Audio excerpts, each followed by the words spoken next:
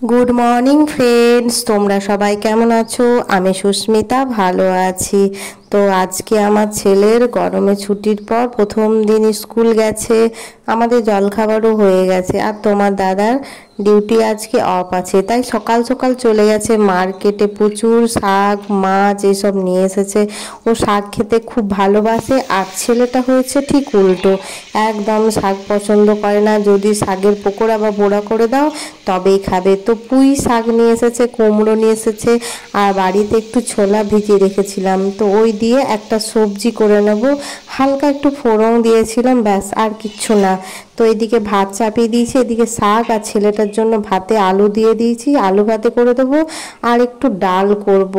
আর বাজারে প্রচুর পরিমাণ ও বড় বড় পমফ্রেট মাছ নিয়ে এসেছে, তো এইগুলো একটু ঝাল ঝাল গ্রেভি টাইপের করব।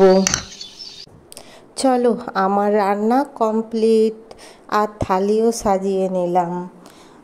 তো দেখো, আলু ভাতে ভাত, এখানে ওই যে কুমড়োর সবজিটা, আর ডাল, আর এই যে আসল আজকে মেন মহারানী পমফ্রেট মাছ।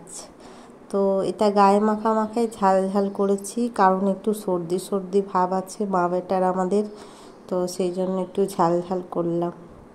তো থালিটা কেমন সাজা হয়েছে তোমরা কিন্তু বলবে, আর তোমরা আজকে কি দিয়ে লাঞ্চ করেছো সেটাও কিন্তু জানাবে কমেন্ট করে। টাটা, বাই বাই, রাখছি।